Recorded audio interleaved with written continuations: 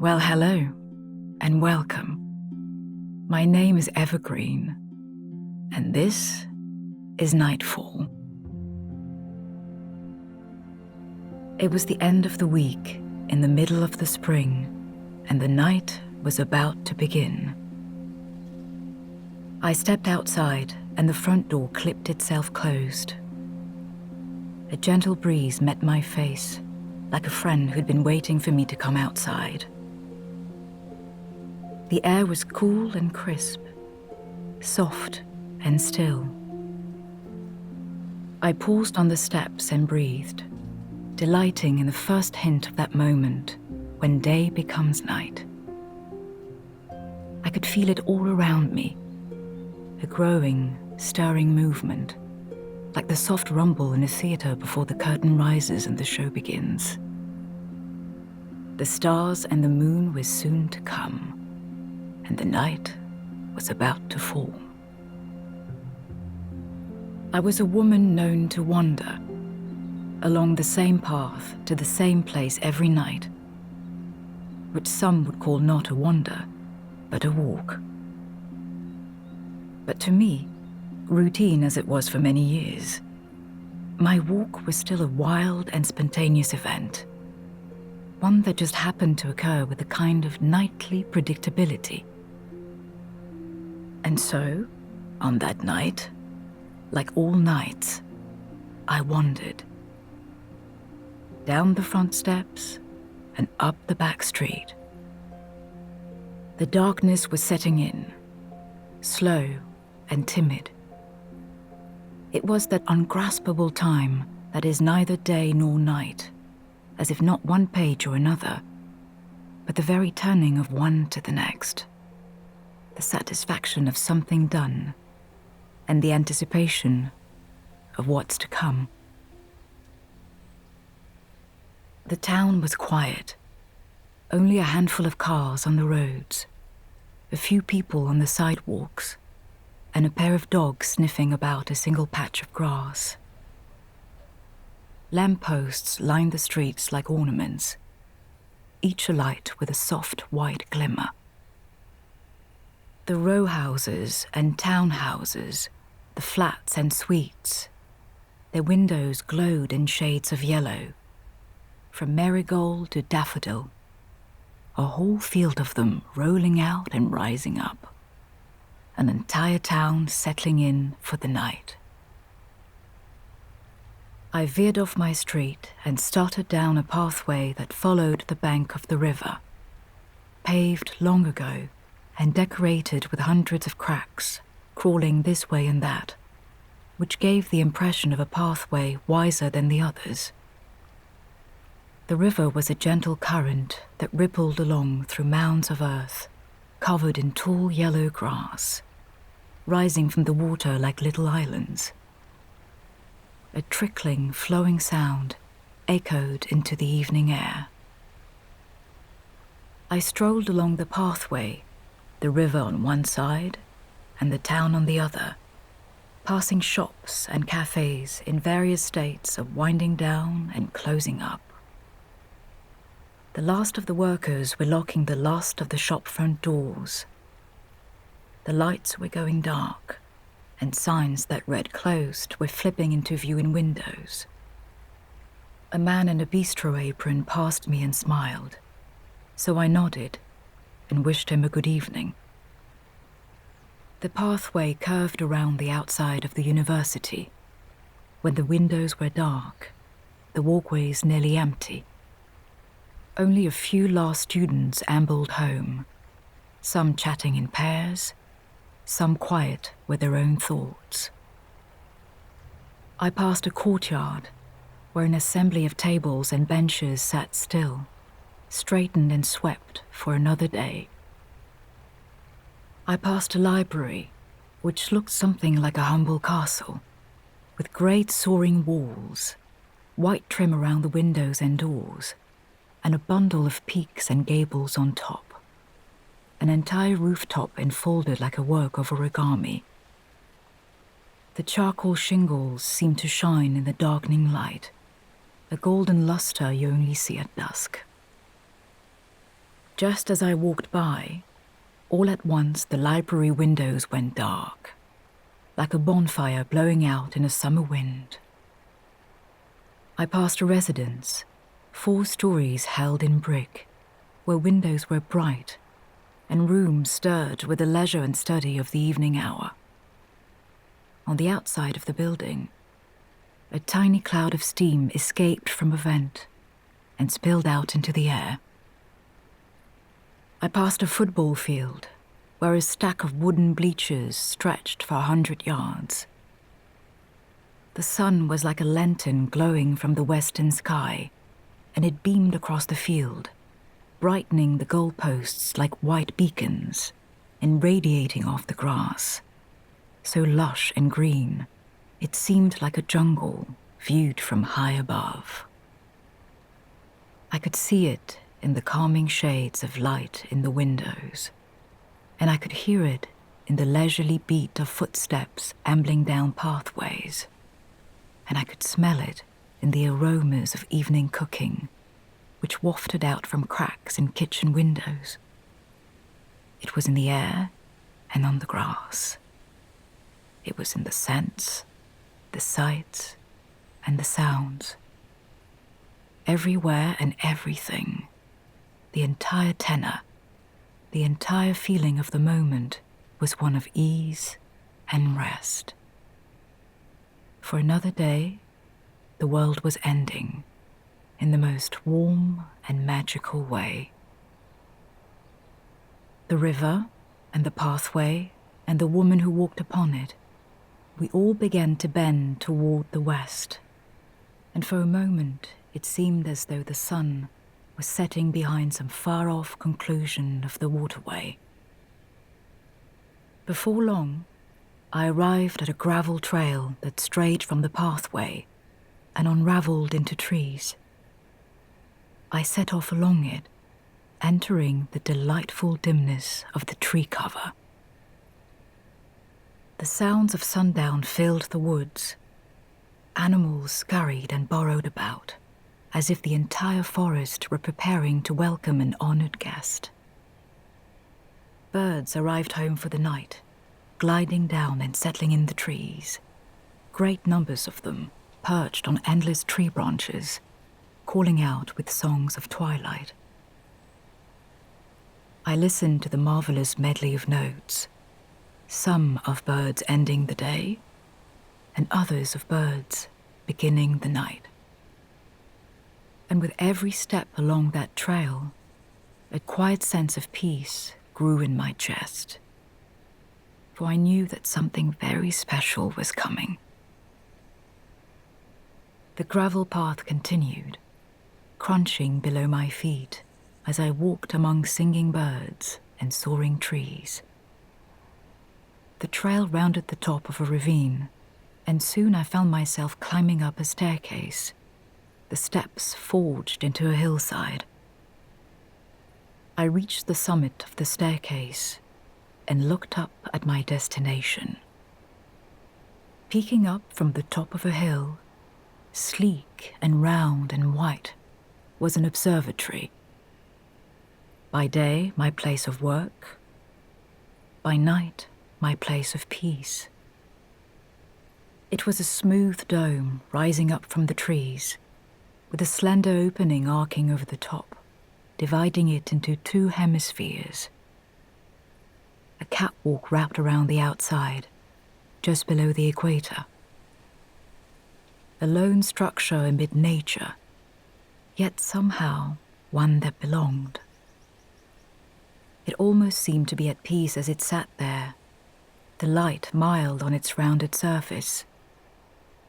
And I felt myself wondering if I should just turn around and let it be. But I made my approach down a brick walkway, illuminated left and right with small lamps, a foot off the ground. I smiled at the sight of the observatory's front door, where 2 little windows sat on either side, each with a potted plant resting on its ledge, as if the giant telescope inside had made himself a little home. I climbed the stairs and arrived at the catwalk that wrapped around the outside of the structure. I stopped on the far side, where a lookout gave a sweeping view of the region, and the hill below dropped off down a steep cliff. There, I found a cushy chair woven from wicker, a settlement for one, worn from many wonders and many sunsets. I eased into my chair and studied my surroundings, attuning myself to the mood of the hour. I took a breath, faced the west, and waited. The sky continued to dim, like the lights in a cinema fading as the projector begins to roll. I took in the view, gazing across the distant landscape from my perch on the outer edge of a dome, high above the hills and trees. I could hear the faint sounds of the telescope inside the observatory as it turned on its base and clipped into place, as if my arrival had caused it to stir. Not far below my view, a small flock of birds glided down toward a tree and disappeared into its billow of leaves, the upper branches shaking gently as they settled in. Just below the hills, where the forest ended and the town began, the university appeared as a cluster of red brick walls and pitch-grey slopes, a jumble of buildings, like a little pile of presents on a birthday.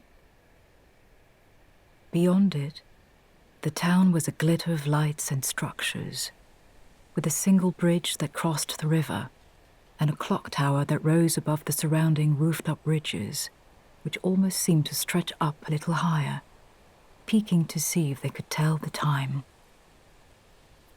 With the sky growing dimmer and the ground getting darker, every surface of everything seemed to glow in an aureate light. The walls and windows, roads and railings, trunks and treetops, lit in shades you only see at twilight.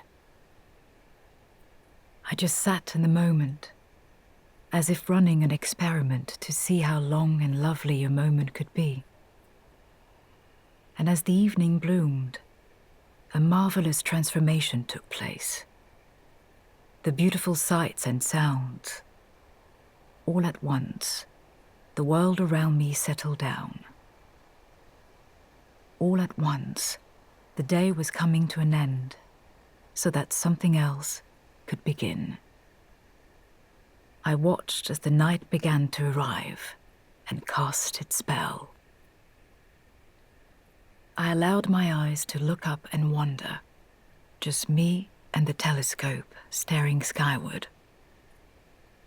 My gaze traveled miles and miles as it soared across the sky, from south to north. An emblem of clouds filled the atmosphere, a vast imperfection of streaks inscribed across the heavens like a signature, as if there for no other purpose than to be a thing of beauty for the one person who might be watching. The sky was a prism of vibrant colors, changing by the moment.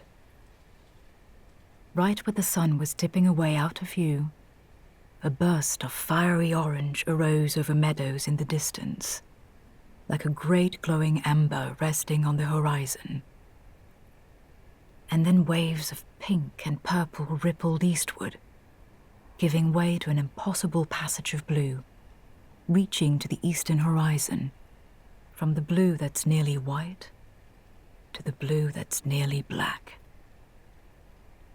Sunset, I decided as I sat there within it, was like that moment of magic as a candle fades, and its last trembles of light are the most colorful and wonderful. From my deck above the town and above the trees, I could hear the wild musicality of the falling night, as the crickets and the birds and the breeze became a soothing nocturnal soundscape. The wind not a whistle passing by my ears, but a current drifting across the land. For me, it was the most treasured part of each day. For what better moment to sink into a moment? What better time to sit and simply be as time itself unfolds before you, above you, and around you in the most gorgeous and wondrous way. As the day departs and the night arrives, time becomes a river, and you get to sit on the banks and watch it flow past. Whatever notions there were of things to be done, they disappear. Whatever ideas there were of where to go and what to take there and do there, they vanish. The sky and the stars and the moon, they are old friends returning for a visit, reminding you that this precious time is a thing to be savored. The setting sun is a call for comfort and rest. Come twilight, time slows down. The night blooms, and the world is invited to enter a state of wonderment. To sit and watch the falling night is to glimpse a passage of time as old as the earth, as if witnessing the single spectacular tick of a clock billions of years old. It is one of the ancient progressions of the universe, connecting you to the beauty and mystery of all that is known and unknown and unknowable, of everything within our grasp and everything beyond it. To me, Nightfall was not a passing moment, but an ancient spectacle, connecting all people and all places across all of time. It travels the world, from the Himalayas to the Galapagos, the Great Lakes to the Great Plains, the Alps to the Andes, Fiji to Bali. It cloaks everything in its shadow. Deserts and marshes, hilltops and seabeds. And there it was once again, returning just for me. Fresh off a visit with the Congo, the Kalahari, and the Cape. So I sat there, between the blue of day and the black of night, as an absolute wonder of colors, for just a precious flicker of time, poured itself across the sky. And in that very moment, just miles away, night was on its way. Like a giant wave of darkness and stillness crossing over the earth, rolling up over mountains and cities and oceans like a blanket, leaving all it touched in a state of calm and peace. The night arrived at a seaside town, perched upon a rocky cliff under an open sky. And as darkness befell the sea and the rocks, the roads and the homes, life itself began to relax. Workers arrived home, families settled in. Chimneys began to smoke. Curtains closed. Windows glowed with candlelight. Back doors opened, and dogs were invited inside, where mothers and fathers read stories to sleepy kids. And the empty streets glistened in the final beams of setting sunlight. Waves rippled under the rising moon, and wooden fishing boats were left to bob gently in the rising tides. The night arrived at a tropical beach, bordered by a boundary of jungle, where a community of sea turtles journeyed across the sand, bound for the frothy surf, It came upon a highway, rambling across a prairie toward distant mountains, where a procession of cars traveled eastward and westward, the tiny headlights gliding like fireflies across a field.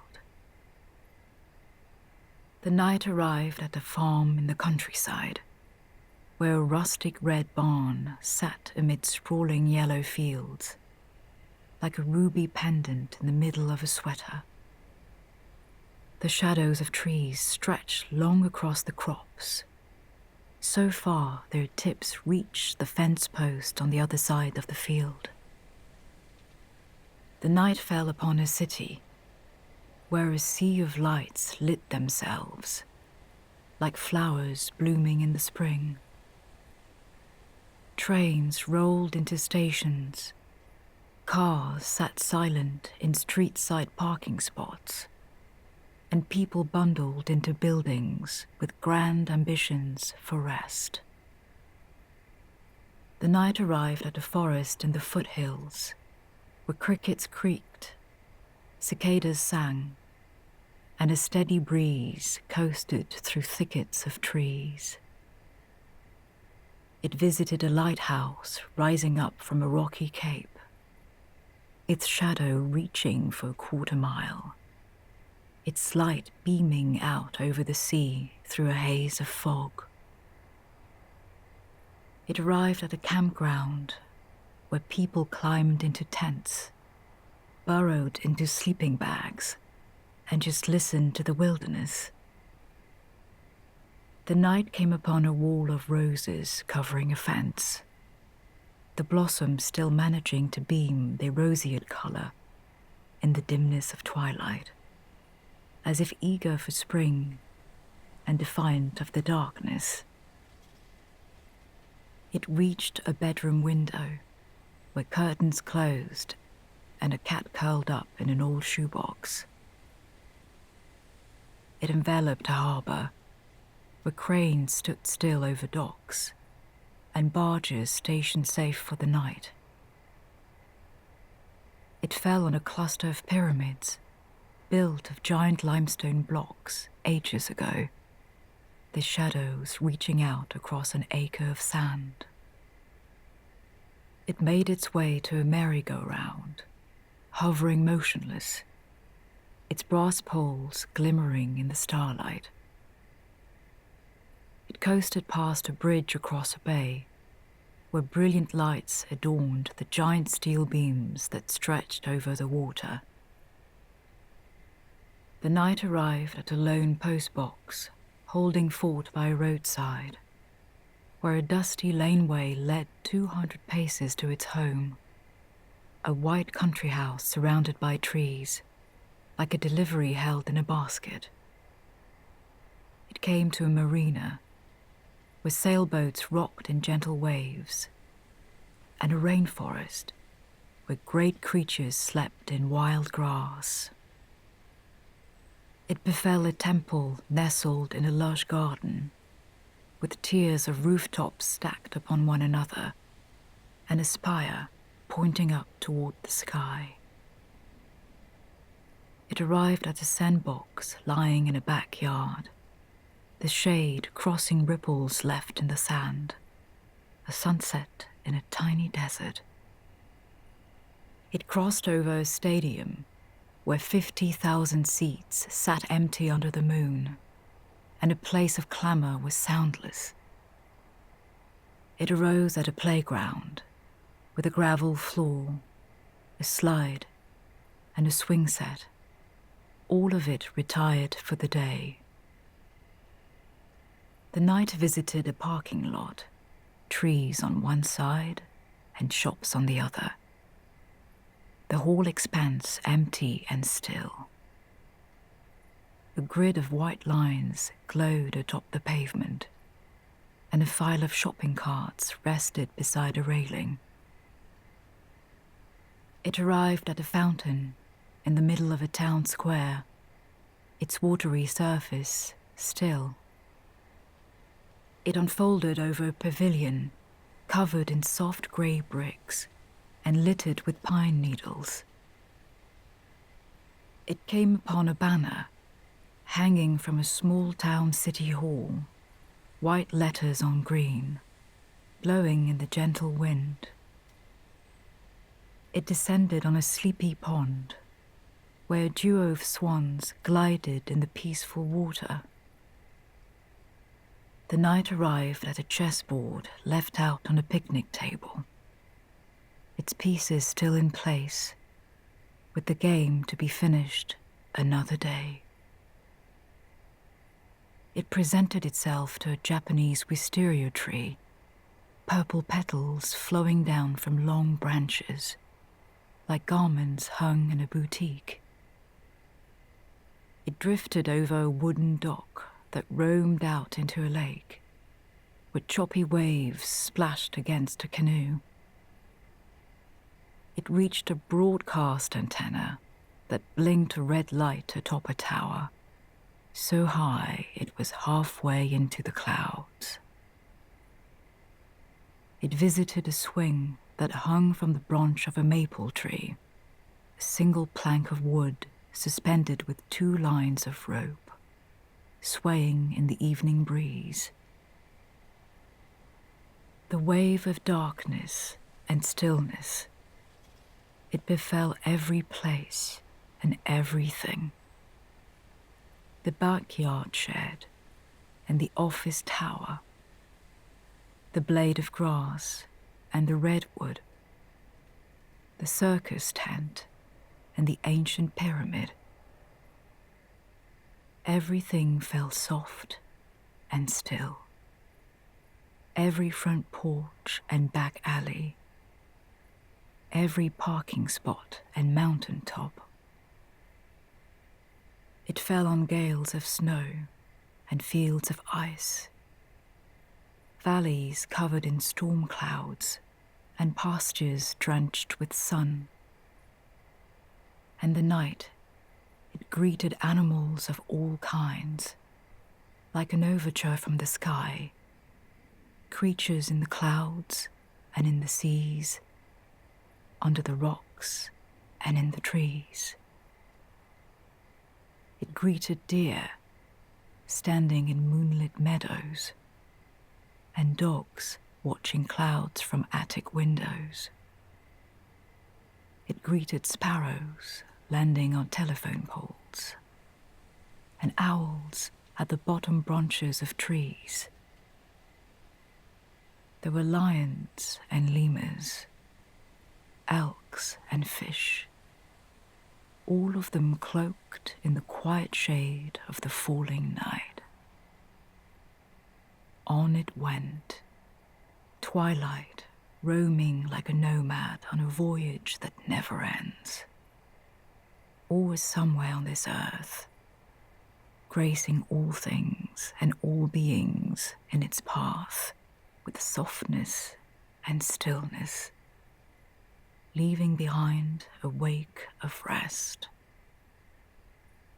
Eventually, along its journey, the fall of night arrived at a small city with row houses and townhouses, a bridge and a clock tower, a forest and university.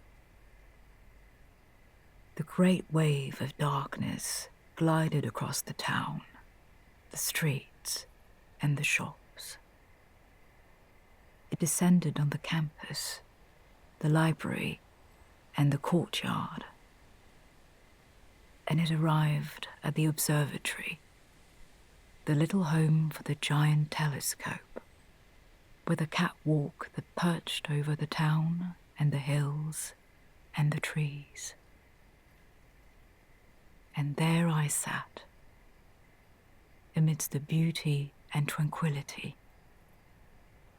the woman who wandered every night, at the very same time, to the very same place. I was in a state of absolute peace, under a great dome of glittering black, my mind wide as the sky, my heart soft as the wind. The darkness had arrived, and it was glorious, moon had emerged, and it was luminous. The stars had appeared, and they were wondrous. So many of them. I couldn't really look at just one. I could only let my eyes just pore over the multitudes. The forest and the buildings and the creatures. Everything had slowed down and settled to rest. The night had fallen. Half the earth had gone to sleep, and it was time for me to do the very same. So back I returned, departing the lookout that sat outside the observatory, passing the front door and the little windows with the little potted plants on the ledges, down the hillside stairs and into the woods. I stepped through the forest, now still in the night air. I strolled back under moonlight, along the pathway that followed the river, the one with many cracks, the wisest one you'll find. I passed the football field and the residence and the library, all of them hushed to near silence. I could almost feel the soft breath of the entire town, now cozy in a state of slumber. I made my way through the town, down my street, and back home. Before long, I found myself snuggled under covers, eyes closed and thoughts adrift, coasting off on a cloud of sensation. The pillow was soft, the room still, and with each gentle breath, I drew ever closer to a night of peaceful dreams.